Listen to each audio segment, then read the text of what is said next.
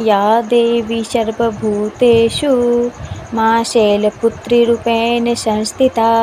नमस्तस्यै नमस्तस्यै नमस्तस्यै नमो नमः। जय माता दी। ओम नमः शिवाय। चैत्र नवरात्रि की आप सभी भक्तगणों को माँ दुर्गा की कृपा आप सभी पर सदा सर्वदा बनी रहे। प्रिय भक्तगणों, आज चैत्र माह शुक्ल पक्ष की प्रतिपदा तिथि है और आज से नवरात्रि व्रत का आरंभ हो रहा है। इस बार माँ दुर्गा घोड़े पर सवार होकर आएगी और हाथी पर सवार होकर प्रस्थान करेगी, जो अति ही शुभकारी है। ज्योतिष के अनुसार 30 साल बाद 4 दुर्लभ संयोग बना रहे हैं। चैत्र नवरात्रि पर गज केसरी योग, लक्ष्मी नारायण योग, अमृत सिद्धि योग, सर्वार्थ सिद्धि योग का निर्माण हो रहा है। तो इसलिए इस महायोग पर नवरात्रि का व्रत करने तथा व्रत कथा को सुनने से स्त्री पुरुषों की सभी प्रकार की मनोकामनाएं पूरी होती हैं, दुख दरिद्र का नाश होता है, घर में सुख समृद्धि का वास होता है, व्यक्ति के सभी रुके कार्य सिद्ध हो जाते हैं। तो आज मैं सुनाने जा रही हूँ चैत्र नवरात्रि के प्रथम दिन सुने जाने वाले नवरात्रि व्रत की पौराणिक कथा। तो आप सभी भक्तगणों इन कथाओं को बड़ी ही श्रद्धा तथा प्रसन्न चित मन से पूरा अवश्य सुनिए। नवरात्रि व्रत कथा के अनुसार एक समय बृहस्पति जी ने ब्रह्मा जी के समक्ष नवरात्रि का महत्व जानने की इच्छा जताई। उन्होंने कहा, इस व्रत का क्या फल है, इसे किस प्रकार किया जाता है, सबसे पहले इस व्रत को किसने किया था, यह सब विस्तार से कहिए। बृहस्पति जी के प्रश्नों का जवाब देते हुए ब्रह्मा जी ने कहा, हे बृहस्पति, प्राणियों के हित की इच्छा से तुमने बहुत ही अच्छा प्रश्न किया है।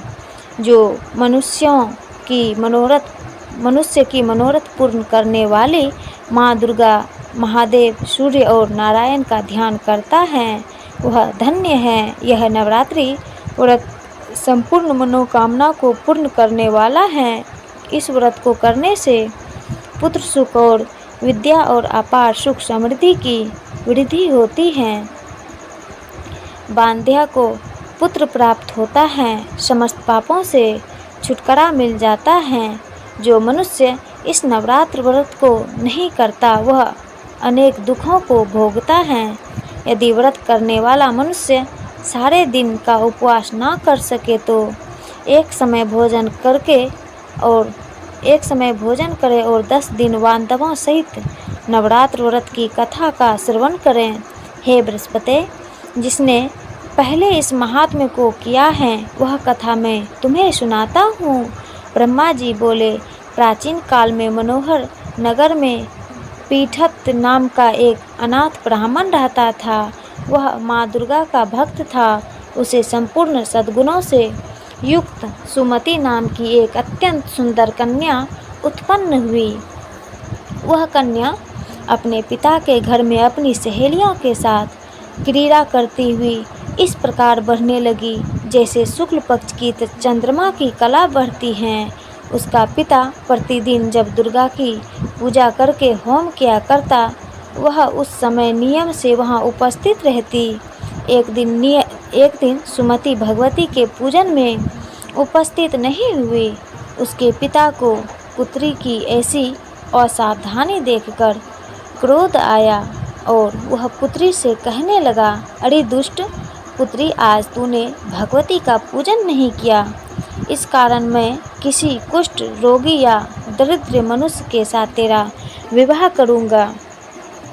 पिता की बात सुनकर सुमति को बड़ा दुख हुआ और पिता से कहने लगी, हे पिता, मैं आपकी कन्या हूँ, जैसी आपकी इच्छा हो वैसा ही करो।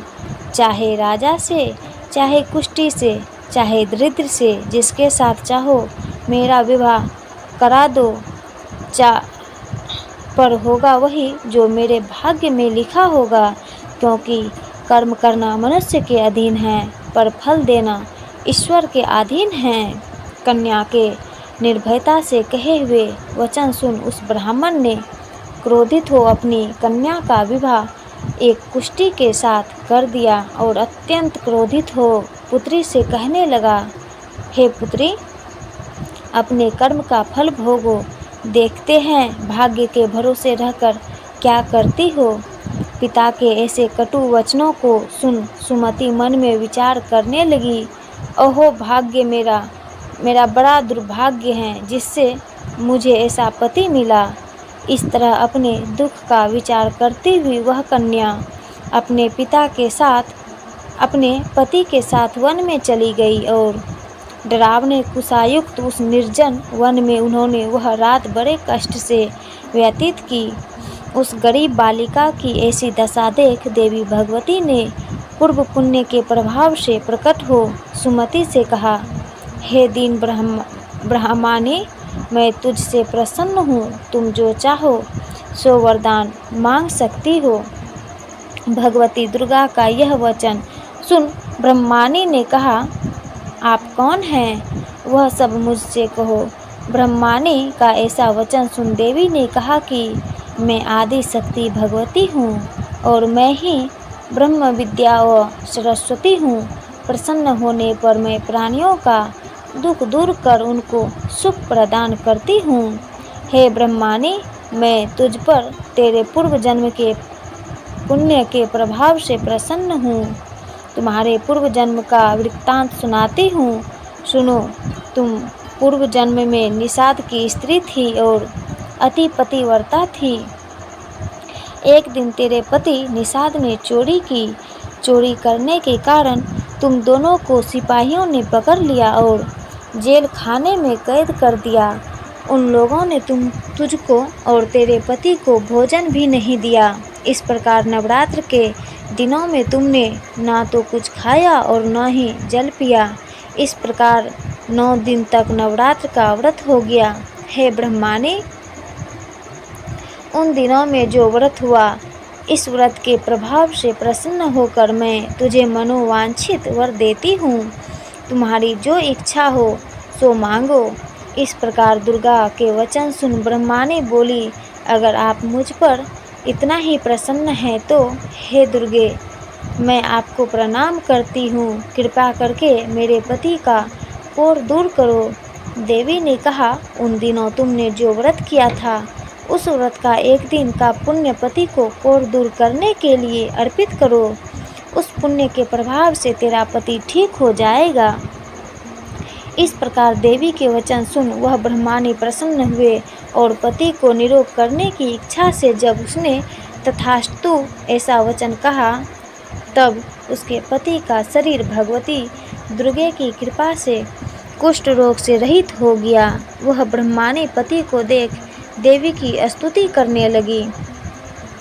हे दुर्गे, आप दुर्गति को दूर करने वाली, तीनों लोकों का संताप हरने वाली, समस्त दुखों को दूर करने वाली, रोगों मनुष्यों को निरोग करने वाली, प्रसन्न हो मनोवांछित वर देने वाली और दुष्टों का नाश करने वाली, जगत की माता हो हे अम्बे, मुझ पर निरपराध अबला को मेरे पिता ने कुष्ठी मनुष्य के साथ विवाह कर घर से निकाल दिया। पिता से तिरस्कृत निर्जन वन में विचर रही हूँ, आपने मेरा इस विपदा से उद्धार किया। हे देवी, आपको प्रणाम करती हूँ, मेरी रक्षा करो। उस ब्रह्मानी की ऐसी स्तुति सुन देवी बहुत प्रसन्न हुई और ब्रह्मानी से कहा, हे ब्रह्मानी, तेरे उदालय नामक अति बुद्धिमान, धनवान, कीर्तिवान पुत्र शीघ्र ही उत्पन्न होगा।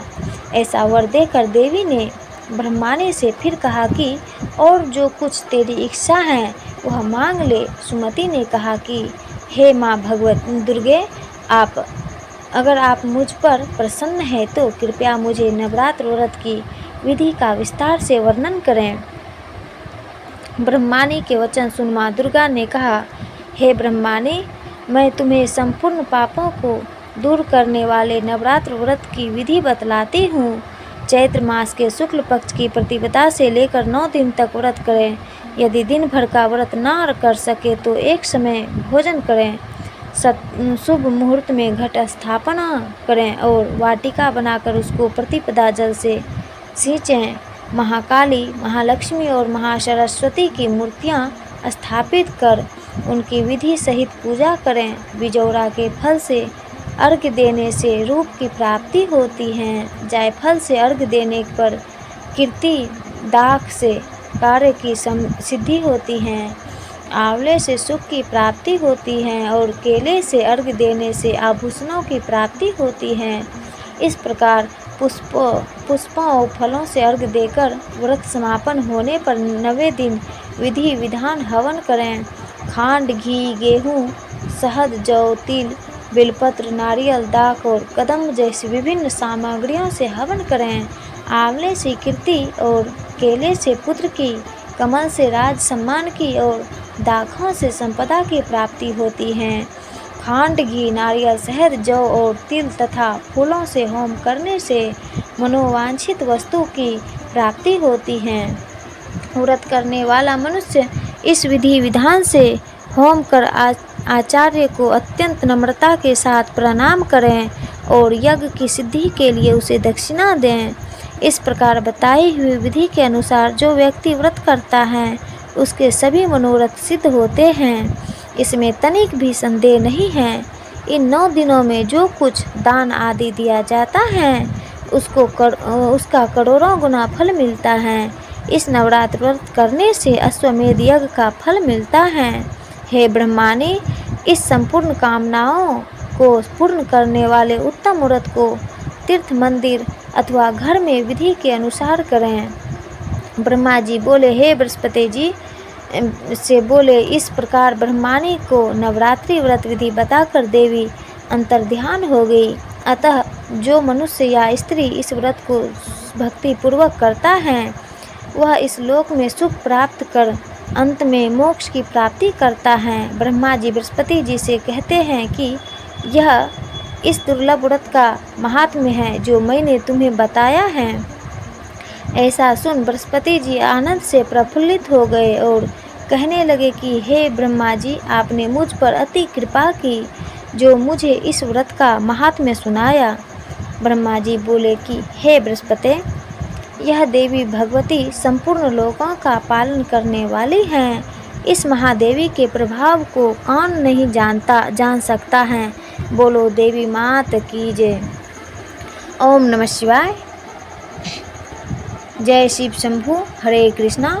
नव दुर्गे माँ तेरी आरती गाऊं, नव दुर्गे माँ तेरी आरती गाऊं, अम्बे महारानी तेरी आरती मनाऊं, आरती गाऊं मैया तुमको मनाऊं, अम्बे महारानी तेरी आरती गाऊं, अम्बे महारानी तेरी आरती गाऊं। पहले प्रकृति देवी शैलपुत्री, दूसरी ब्रह्मचारिणी मातृ, देख रूप बलिहारी में जाऊं, नौ दुर्गे माँ तेरी आरती गाऊं, तीसरी चंद्र घंटा शांतिदायक, चौथी कुसमांडा जग की नायक, माँ के चरणों में शीश नवाऊं, नौ दुर्गे माँ तेरी आरती गाऊं, नौ दुर्गे माँ तेरी आरती गाऊं।